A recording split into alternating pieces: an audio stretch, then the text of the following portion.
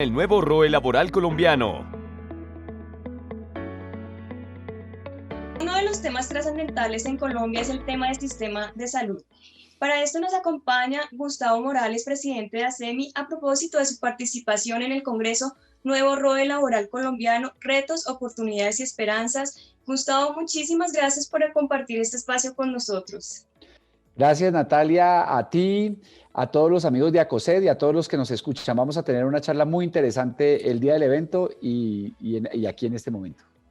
Bueno, como bien sabemos, el sistema de salud ha sido un tema polémico en Colombia y queremos preguntarte en estos tiempos de pandemia, ¿cómo ha sido el impacto pues con una crisis que el mundo no se esperaba y más en temas de salud? Pues yo creo que en general el impacto, el impacto del COVID obviamente tiene muy pocas cosas positivas, partamos de esa premisa, pero la forma como nuestro sistema de salud ha reaccionado frente a esta crisis que, como bien dices, no tiene precedentes, yo creo que nos deja lecciones más que todo positivas y también, hay que decirlo, hizo visibles algunas debilidades que por supuesto tenemos que corregir y quizás también haya que ver con ojos positivos el hecho de que la pandemia las haya hecho visibles. Pero en lo positivo, creo que se demostró que a Colombia le va bien con este diseño institucional que tenemos, donde el derecho fundamental a la salud está garantizado digamos, le corresponde al Estado velar por su garantía, pero se implementa, se ejecuta, se provee a través de actores que se rigen por las normas del derecho privado. Eso nos dio flexibilidad, nos dio capacidad de innovar, nos dio capacidad de ajustarnos. Para poner 2 o 3 ejemplos ilustrativos, imagínate el Estado tratando de contratar ejércitos de rastreadores o de laboratorios para tomar las muestras. Era más fácil hacerlo a través de los actores privados. Imagínate la compra de pulsioxímetros que hubo que hacer masivamente. Imagínate haciendo eso por licitación pública cuando los actores privados lo pudieron hacer de manera más eficaz. Entonces, creo que eso estuvo bien y si miramos los indicadores de mortalidad y de letalidad del virus frente a otros países comparables, creo que el sistema de salud colombiano sale muy bien librado. Obviamente hay muchos temas por mejorar, sobre todo en la articulación entre el aseguramiento privado, los prestadores privados y las entidades territoriales. Y de eso, por supuesto, hablaremos en su momento. Quiero hacer énfasis retomando tu respuesta y es la inquietud de muchos empresarios de cómo o a quién le corresponde la seguridad social en estos tiempos, pues porque la modalidad de trabajo ha cambiado, teletrabajo, diferentes modalidades, pero hay quien tendría que responder. Son muchas de las preguntas que ellos se hacen, que está la ARL, que la EPS, entonces es como un juego de pelotas, pero nadie quiere hacerse cargo, nadie quiere hacerse responsable, principalmente en estos tiempos. Mira, de eso hablaremos en detalle en el evento de noviembre y ese va a ser el foco principal de nuestra intervención y yo estoy muy agradecido con ACOSED por darme la oportunidad de conversar con los empresarios de eso específicamente. Pero a título de preámbulo, te haré 2 o 3 reflexiones muy generales. Una, definitivamente nuestro sistema de seguridad social, con sus reglas muy asociadas al empleo formal, por un lado, a que se nutra principalmente de aportes que hacen los empleados formales, de impuestos a la nómina. Eso ya de por sí ya está llegando a un punto en que había que repensarlo. La pandemia del COVID claramente demostró que ese sistema, ya no hablo del sistema de salud, sino del sistema de seguridad social, de dónde vienen las fuentes, quién paga qué. Ese sistema no estaba preparado para una pandemia.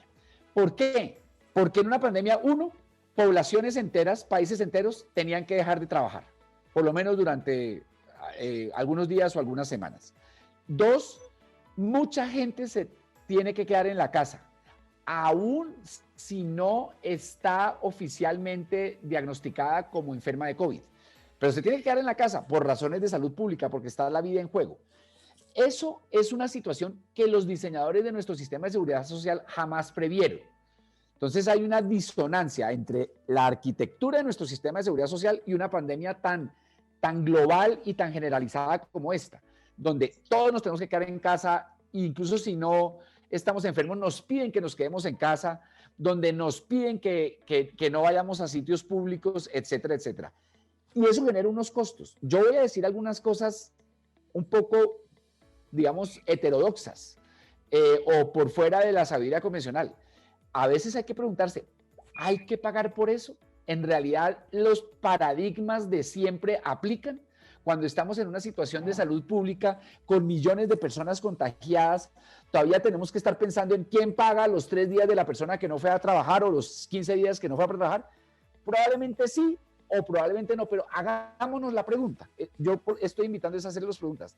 2, la persona que se tiene que quedar en la casa, pero está técnicamente incapacitada.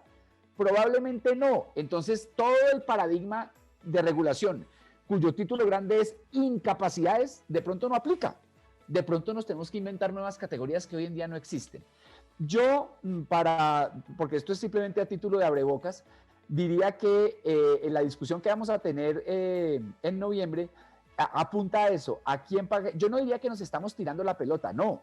Lo que diría es que las reglas no estaban pensadas para esta situación y nosotros como administradores o custodios que somos de un recurso público, no podemos tampoco pagar de cualquier forma y manera. Al otro día nos vamos para la cárcel o nos sanciona la Contraloría. Pero esa no es una excusa. Lo que queremos es pagar lo que sea lógico pagar. De todas maneras, hay que reconocer que el Estado ha expedido algunas normas para asumir ellos parte de estos costos en incapacidades, en tratamientos, en muestras y pruebas.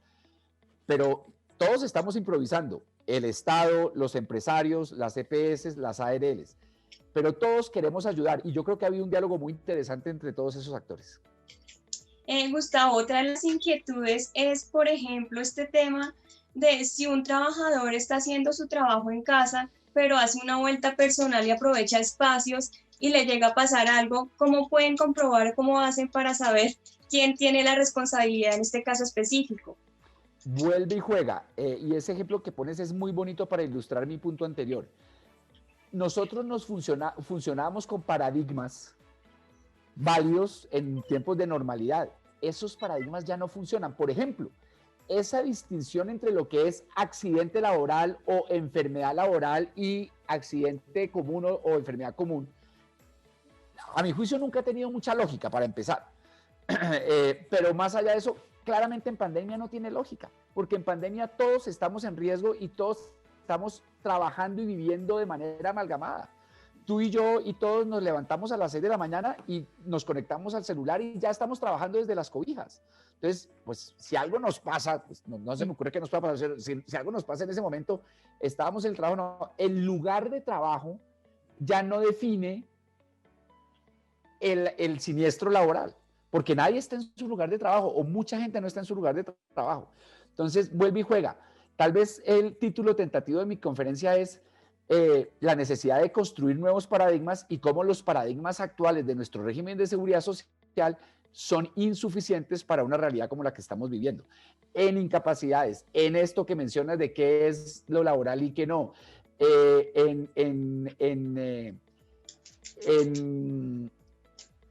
¿quién debe asumir los costos de los tratamientos, por ejemplo? Esto no me lo preguntaste, pero te lo menciono. A las EPS les pagan una prima que se calculó previendo unos frecuencias de siniestralidad. En el año 2020 va a haber tantos enfermos de enfermedades respiratorias. Ahora tenemos eso disparado por 5, por 10, por 20 veces. ¿Deben asumirlo las EPS? Pues en un sentido sí, porque nosotros tenemos que cuidar la salud de nuestros afiliados. Pero en otro sentido, la plata que nos dan para eso que está regulada no calculó esto. Entonces, ¿quién lo debe asumir? Por ejemplo, la gran discusión sobre si tiene sentido que la salud siga siendo pagada principalmente con impuestos a la nómina. En fin, hay 7 u 8 paradigmas que la pandemia nos obliga a revisar de cero. Ok, otra de las figuras que está tomando importancia en el mundo laboral es el de la flexibilidad laboral, y esto será una discusión, me imagino que mucho más grande, porque ahí el tiempo de las prestaciones sociales y de la seguridad social tendrán que evaluarlo. No sé si ustedes ya tengan algún plan, alguna ley o alguna perspectiva que vayan a tomar en cuenta para este tipo de modelo. Está el proyecto de salud que se está discutiendo, donde se plantean cosas a ese respecto, pero todo es revisable, todo está sobre la mesa. En este momento no hay ninguna certeza y sí, la respuesta corta a tu pregunta para no extenderme es, lo estamos revisando y hay propuestas sobre la mesa, algunas de las cuales ya están en el Congreso de la República. Bueno, Gustavo, finalmente para incentivar a las personas a que se inscriban a este importante evento donde vamos a tocar todo el tema del mundo laboral, tendencias, cambios, todo lo que tiene que ver y que inquieta a los empresarios, contémosle rápidamente en síntesis cuáles temas vas a tratar en esa exposición. Sí, como te lo dije en respuestas anteriores, de lo que se trata es de plantear unas discusiones con nuestro importante auditorio sobre las actuales reglas del sistema del sistema de seguridad social y del sistema de salud, cómo esas reglas funcionaron, porque algunas funcionaron muy bien, o no funcionaron, porque algunas no funcionaron, frente a una pandemia, y qué lecciones podemos derivar o qué propuestas podemos derivar para reformar algunas de esas reglas. Y he mencionado, pero ahorita procedo a sistematizarte algunos temas. El régimen de incapacidades, el régimen de lo laboral versus lo común, en enfermedades, en accidentes, el tema de los impuestos, de los impuestos a la nómina y de las cotizaciones a la salud derivadas de la nómina. Cuando millones de personas se están quedando sin trabajo, el impuesto a la nómina pone en riesgo la garantía a la salud de la población. El hecho de que la salud se financie con lo que paga la gente que trabaja, cuando mucha gente está sin trabajo, es un problema. ¿Cómo se soluciona eso? El tema del rol de las empresas en la salud de sus trabajadores, que creo que no se puede seguir limitando a pagar la cotización de los salarios y el aporte a la ARL. Hay mucho más por hacer. El tema de salud mental en el trabajo. En fin, vamos a mirar unas 6 o 7 paradigmas actuales de nuestro sistema de seguridad social y vamos a confrontarlos con la nueva realidad. Bueno, Gustavo, pues muchísimas gracias por este espacio, por atendernos, por aceptar nuestra invitación a nuestro gran congreso, el nuevo ROE laboral colombiano, y me gustaría dejar a tu cargo el mensaje de despedida de esta entrevista. Bueno, pues un saludo cordial a todos los amigos de ACOSED y del evento de noviembre, donde vamos a discutir y aprender muchísimo con los empresarios más importantes del país, donde vamos a mirar ese cruce fascinante pero problemático entre el derecho al trabajo, el derecho a la libre empresa y el derecho a la seguridad social. Y eso plantea unas preguntas y qué bueno que podamos conversar sobre ellas. Muchas gracias por esta oportunidad. Espérelos en el nuevo ROE laboral colombiano. Retos, oportunidades y esperanzas 19 y 20 de noviembre. Un evento 100% virtual. Informes e inscripciones www.acosed.org. PBX 601-6680.